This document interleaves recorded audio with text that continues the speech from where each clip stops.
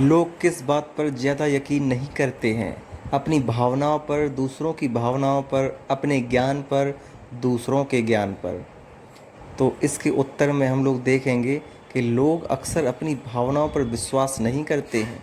वे सोचते हैं कि उनकी भावनाएं गलत या अस्थिर हैं। इससे वे अपने आप को और दूसरों को समझने में असहज महसूस होते हैं। जैसे आइए कुछ एग्जाम्पल्स को देखते हैं और समझते हैं कि ऐसा क्यों है। जैसे पहले एग्जाम्पल्स में हम लोग देखेंगे कि एक व्यक्ति को लगता है कि उसे किसी से प्यार हो गया है, लेकिन वह सोचता है कि उसकी भावनाएं केवल उसके दिमाग में हैं। दूसरे एग्जाम्पल्स को देखते हैं। एक व्यक्ति को लगता है कि उसे कोई काम करने में अच्छा लगता है, लेकिन वह सोचता है कि वह बस दूसरे लोगों की राय का पालन कर रहा है। तीसरे में, एक व्यक्ति को लगता है कि वह किसी बात के बारे में सही है, लेकिन वह सोचता है कि वह बस अपने अहंकार से प्रेरित है। इसके समाधान पक्ष की तरफ हम लोग रुख करेंगे तो पाते हैं अपनी भावनाओं पर विश्वास करना सीखना महत्वपूर्ण है। इससे हम अपने आप को और दूसरों को बेहतर ढंग से समझ सकते हैं।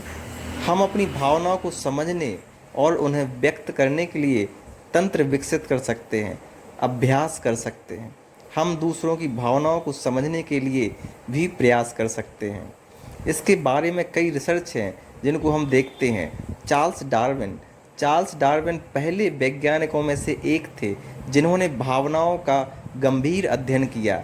उन्होंने the expression of the emotions in man and animals नामक एक पुस्तक लिखी, जिसमें उन्होंने तर्क दिया कि भावनाएं सार्वभौमिक हैं, यानी यूनिवर्सल हैं, और उनका विकास दूसरी रिसर्च में विलियम जेम्स, जो कि एक मनोवैज्ञानिक थे, साइकोलॉजिस्ट थे, जिन्होंने भावनाओं के जेम्स लैंग सिद्धांत को विकसित किया। यह सिद्धांत बताता है कि हमारी भावनाएं बाहरी उत्तेजनाओं के प्रति हमारी शारीरिक प्रतिक्रियाओं के कारण होती है। हालांकि इसका कई वैज्ञानिकों ने बाद में खंडन भी किया। आइए दोस्तों, अंतिम रिसर्च के बारे में, वैसे ही अंतिम नहीं, बहुत सारी रिसर्च हुई है इस बारे में, लेकिन इस यहाँ जो मेंशन मैंने 3 रिसर्च का किया है उसके बारे में अंतिम है, जो है लिसा फेल्डमैन बैरेट, जो कि एक वैज्ञानिक हैं। इन्होंने भावनाओं का एक नया सिद्धांत विकसित किया है जिसे एम्बोडिड कंस्ट्रक्शन थ्योरी ऑफ इमोशंस कहा जाता है। यह सिद्धांत बताता है कि हमारी भावनाओं का निर्माण हमारी शारीरिक स्थिति, संज्ञानात्मक मूल्यांकन और पिछले अनुभवों के आधार पर किया जाता है।